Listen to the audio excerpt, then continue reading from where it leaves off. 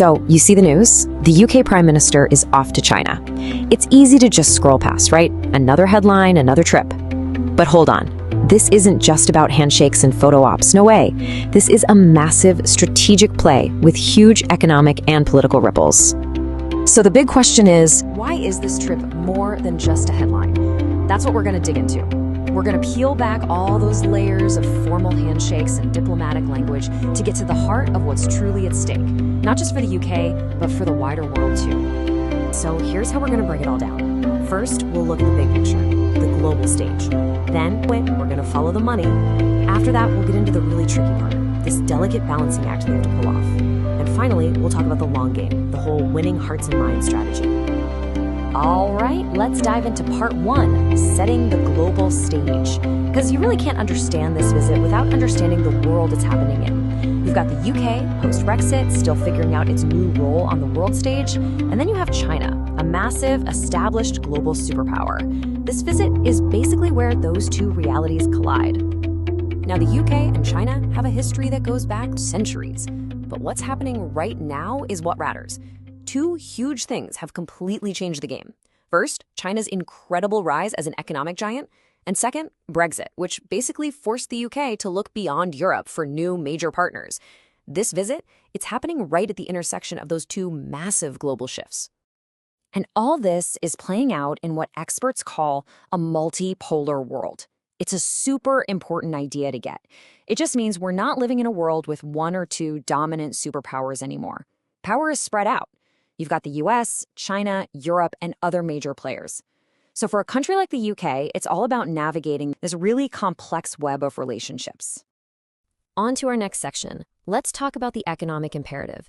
Let's be real. If you want to understand why this trip is happening, you've got to follow the money.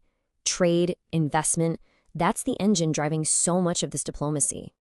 And here's a number that just puts it all into perspective. China is the UK's third largest trading partner outside of Europe. Just let that sink in. That one fact tells you everything you need to know about the scale of this relationship and why it's such a massive priority. So the Prime Minister isn't just over there for a nice chat. The mission is to kick open doors for British businesses in some really key sectors. We're talking finance, tech, renewable energy, and huge infrastructure projects. And these aren't just picked out of a hat. These are the industries where the UK thinks it can really compete and grow. And the goals here are super tangible, really down to earth. We're talking about securing investment deals to bring cash into the UK, creating jobs for people back home, and selling more British stuff abroad. It's a straight line from a high-level meeting in another country to the economy right at home. But look, it's not all sunshine and roses. This isn't just about finding new deals. It's also about fixing existing problems. British companies operating in China sometimes run into major headaches with regulations or worrying about their ideas getting stolen. So these big meetings are a crucial chance to say, hey, we need to talk about this and try to sort those things out. And that brings us perfectly to our third point, which is this incredibly delicate balancing act. Because this relationship is, well, it's complicated. It's like walking a tightrope. You've got technology, national security, global politics. It's a real minefield of complex issues. You can see this tension super clearly when you look at technology.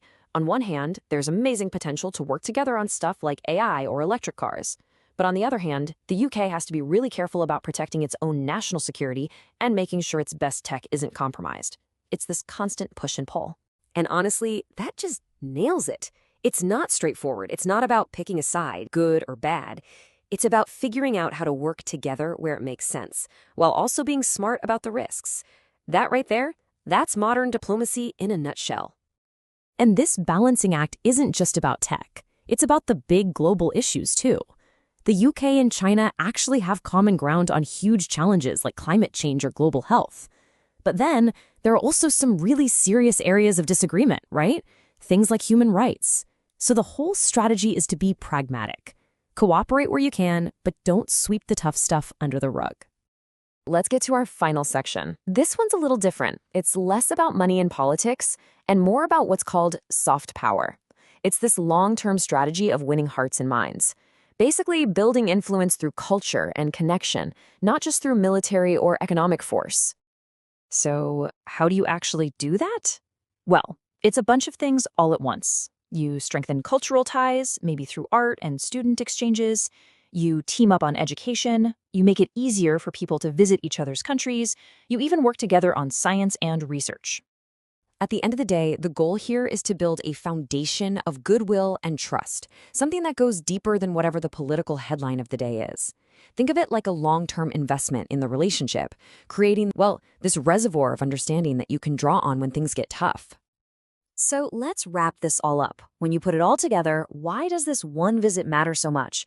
It's about grabbing those economic opportunities. It's about finding your way in a really complex new world. It's about making sure the UK stays influential. And it's about finding a smart, pragmatic way to deal with a major global player, even when you don't agree on everything. Really, what it all boils down to is this trip is a crucial piece of the UK's grand strategy for the future. It's all about securing its place, its relevance, and its prosperity in this messy, competitive, multipolar worlds that we live in now. And that kind of leaves us with one big final question to chew on, doesn't it? This whole trip is based on one core idea, that talking to people, engaging directly, even when it's hard, is better than just shutting the door and isolating yourself. So, in a world as tangled up and complicated as ours, is that really the only realistic way forward? It's definitely something worth thinking about.